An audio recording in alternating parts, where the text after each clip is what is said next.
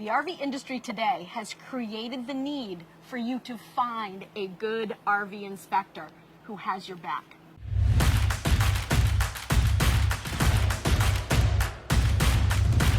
So if you don't believe us, let's just hear what Pete Williams has to say about this. You guys, why an RV inspection was important to us and why it should be important to anybody.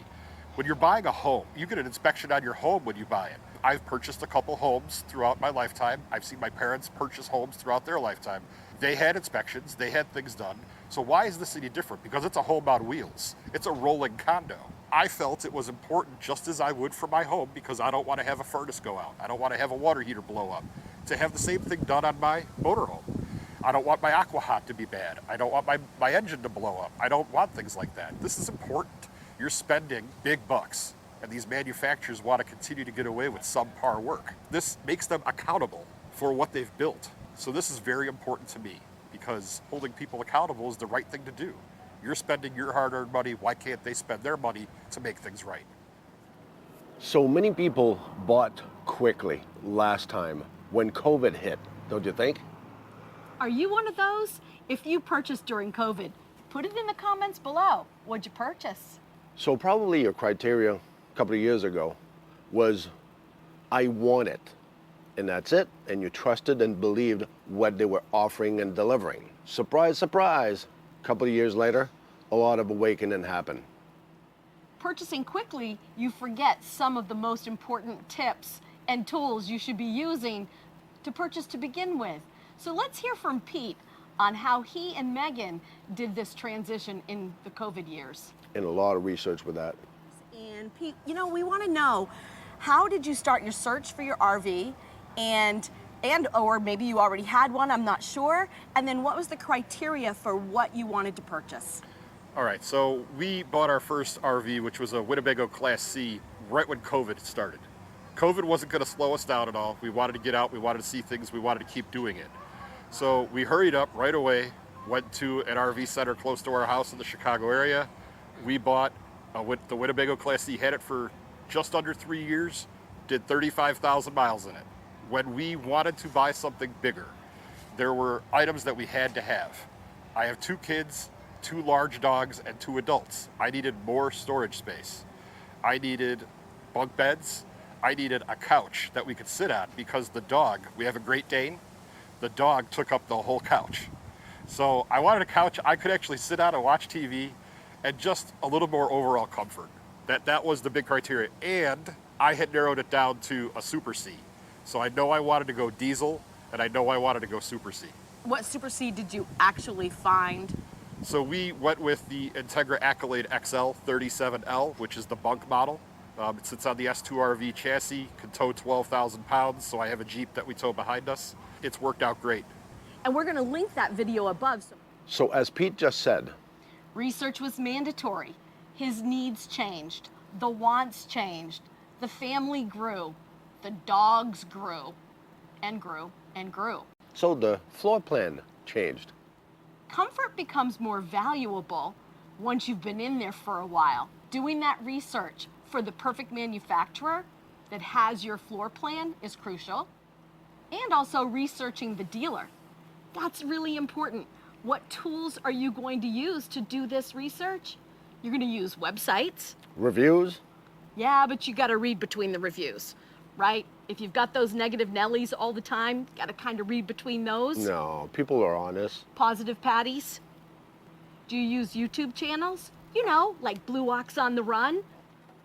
But you know what else is a really good tool, and I've used this before? Facebook groups. Especially if you have a particular model that you're looking at, get into those Facebook groups and listen to what the owners are saying. Or if you have a certain dealer you're looking for, get into some Facebook groups and ask people that have used those dealers. I think they'll give you an honest review. If there's some bashing to be done, that's where you're going to see it. Take some, leave some. If it makes sense, if common sense stick to the comment or whatever the topic of it, that's fine. Your personal problem that you're putting out on Facebook because it makes you feel better, yeah, you know how to read between those lines. Go with your gut. So here's a few tips from a buyer who did his research in and out. So Pete, did you research RV inspectors? And if you did, tell us a little bit about how that went for you. All right, so I've been watching Izzy and MJ on Endless RVing for about 3 years. And I know they started involving you guys in a couple videos. When we knew we wanted to buy something new, I started looking. So I did homework. When I went to the Tampa show, I've been to the Tampa show for a couple of years now. I went around, grabbed a couple cards from a couple RV inspectors, called them, talked to them, asked them questions. And then I talked to you guys at the show. I met you at the show. You were kind of holding the line back for Izzy and MJ, doing a little crowd control. And I met you guys. I talked to you guys. We hit it off. I enjoyed everything. We talked afterwards. You know, before I signed any paperwork with you guys, we had a lengthy conversation all about what it is, what you do, how you do it. That was what brought me to you guys ultimately in the decision-making process. Again, I knew I wanted an inspection. There was nothing that wasn't going to steer me away from that. So again, as Pete just said, Nothing was going to steer him away from hiring an RV inspector. smart. Researching your RV dealership, your model, your floor plan, your manufacturer, I think is as much as importance of trying to find the right RV inspector. And finding the RV inspector that has the ability to offer you a tool, the CRL Create Repair List, that you send to the service department, it's crucial. This is your negotiating tool that gives you all the power. Remember, trust your gut's feeling. Try to seek for knowledge. Try to test knowledge from the manufacturer, the salesman, the dealership, the inspector. Ooh, Knowledge is key. knowledge, okay? Just remember this. It's your call. You do whatever you want, but just remember this. Pete utilized his CRL list to the best of his ability to help him negotiating and getting the best deal on his RV. I also remember on his Facebook group him mentioning the fact that he had something around 250 some odd page report, in that he actually used his 38 pages for his issues that he was able to forward to the dealership. We had some comments on that from inspectors saying that, how can you deal with 250 pages when my customer already has 150 pages and they're overwhelmed? Well, that could be the software they're using. So if you don't have the right tool, it's just like in an inspection. If you don't have the right tool, you can't do the right job. Sorry, I had to bring it up. And if you don't have the right inspector, you're not going to get the right tool There you to go. begin with. So let's hear from Pete how he utilized his tool, the CRL list. We do. So Pete, once the inspection was finished and you received your report, was there a tool that helped you in your negotiating? So you guys were able to provide me the CRL list. And what that did for us is it gave us a great breakdown, page by page. And it was multiple pages. I want to say it was 30 or 40 pages long, because there was about 30 items or so that were on that list. Pictures, descriptions, recommendations, all that was within the report. And it gave my wife and I a great tool. Now, we were driving down the road on the way to the dealership. I think we were in Georgia, and she's in our current RV, and she's bouncing around in the back on a computer talking to you guys, trying to look at this. And it was quite funny. It was a great story, something I'll never forget. But we were able to look at it, use it.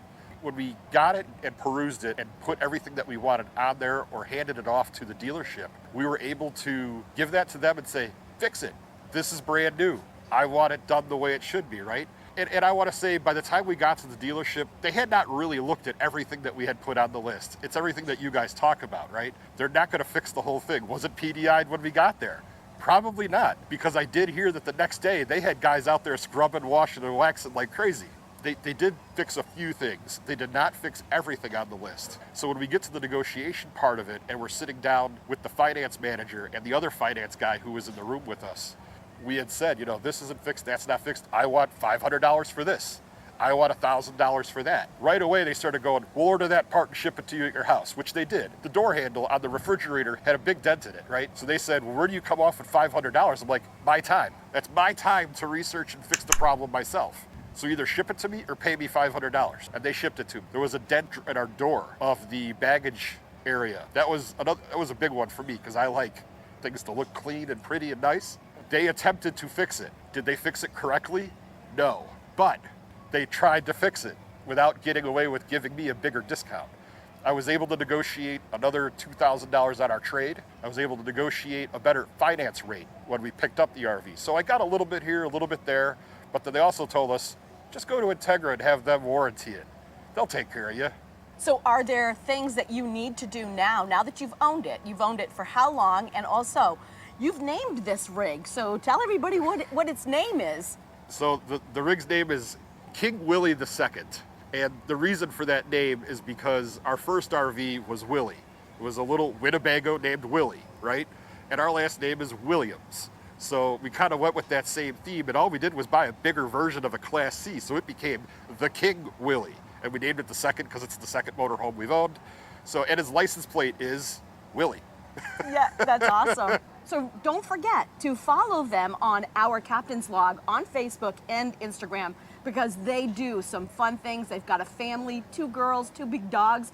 They're a lot of fun to follow. So finishing this up, Pete, now that you've owned it, are you needing to take it to Integra, or did they fix everything? I remember there was, like a scuff with a wiper seal thing that was sliding on the side of your slide, and we had a slide issue. So what are they doing for you? So we purchased it roughly on April 1st of this year.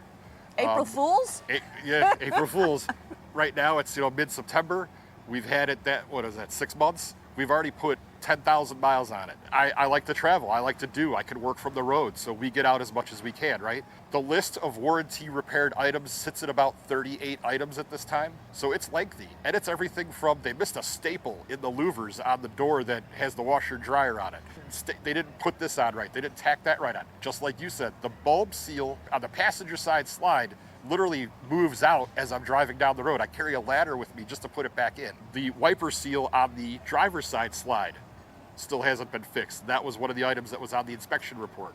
We called Integra July 1st, July 2nd-ish, and they gave us a repair date of December. They're about 6 months out in their drop-off window for fixing warranty items. They just emailed me this morning. They've been good about staying in contact with me. So between me and my wife, we get phone calls or emails occasionally that says, how's it going? Do you have anything to add to the list? Do you want to change anything on the list? My wife created a document that has video on it.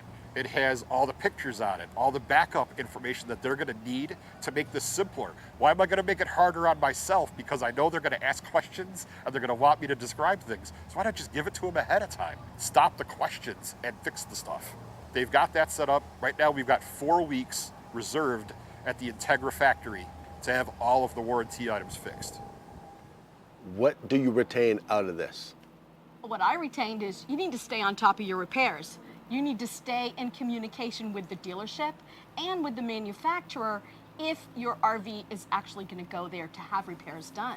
Keep them accountable for the unit they're trying to sell you. That's the point and that's the purpose of this whole process, from inspection to report to CRL to processing into the service department so it actually gets done. Keeping diligent notes and the emails of correspondence so you have proof of the conversations that have gone back and forth between you and those different service departments, this is key. And Pete and Meghan were on top of their repairs. So was the dealership okay with him hiring an RV inspector? Let's hear it from Pete. Let's see how they did it. So we know you hired an RV inspector, but how important was that for you and Meghan when you were purchasing this beautiful RV? And did you have any issues with your dealer when you said, we want to hire a third-party unbiased RV inspector? So when I knew what I wanted to buy, which was the Integra, I was talking with an Integra factory rep at this show last year. I said I wanted a dealer that I could have a relationship with and not just be a throwaway. He pointed me out to a great dealer. She was fantastic to work with. She kept me informed and communicated with me throughout the entire ordering process and the build. Was it going to be late? Was it going to be on time? When was it getting to the dealer? When it got to the dealer? So that was all very good. When I mentioned that I wanted to have an inspection, she did not balk at all. She went right with it, had no problem with it. It was great. She really didn't have anything bad to say about it. The importance of the RV inspection was big because I'm from Chicago. We live just outside Chicago in the suburbs, and I was purchasing a unit that was going to be shipped to Orlando, Florida. So I needed somebody to be there that could see it before I walked in and who could look at it, feel it, smell it, see what was wrong with it, so that I knew what I was walking into. So did I have negotiating power from anything that needed to be fixed? Did I need to have anything major fixed? Major mechanicals were my worry. Little pieces of trim, little doohickeys and whatnots, it's never a deal breaker. But if a generator didn't work, or we had a major leak, or the motor had a problem, I don't know, anything like that, that's a deal breaker. So in the comments below, is it a red flag for you if a dealership tells you no RV inspectors are allowed on the property? If you'd like more information, comment below, but I'm going to give you our website, www.blueoxrvinspection.com, and we will get back to you. So we hope this helps you in deciding whether an RV inspector is right for you, because it is right for you. So remember, and do never forget, it's not about the destination, it's all about the journey. If you need some more information, you know where to reach you. No. You know where to reach us. Leave Start a that comment. whole sentence again. What was the second part of the question? Keep a comment below. Let us know what you would. No, not keep a comment below. Comment below. Or a slide that doesn't work, but whatever, we ain't gonna mention that. We'll make some more of those. I don't give a shit what you're gonna trying to do? We'll do some more. So Pete, once you're, sorry, I'll start that again. I can't believe you don't even know what you're doing. Jesus. That's making the bloopers. On the video. Just He saying. doesn't know what he's trying to say. I know what I'm trying to say, but that freaking thing's not listening to me. Wait, Frenchie. Say it in French. Listen, let him say it in French, and then I will translate. Okay, go ahead. Si vous voulez plus d'informations, laissez un commentaire en bas, puis on va vous recontacter. Peut-être. Probably. I don't know. Now, am I spoken French? So let me translate that for you. Or I just snorted. So thank you for watching today. We have Pete, and he is missing his other half, which is Meghan. But he brought his dad. That is Pete, and this is Repeat. What did we do? We did an inspection. That's what it was. I couldn't think of it. I'm like, where's that What do we big do word? every day? Yeah, what is it that we do? So remember, and do never forget, it's not about the destination, it's all about the journey.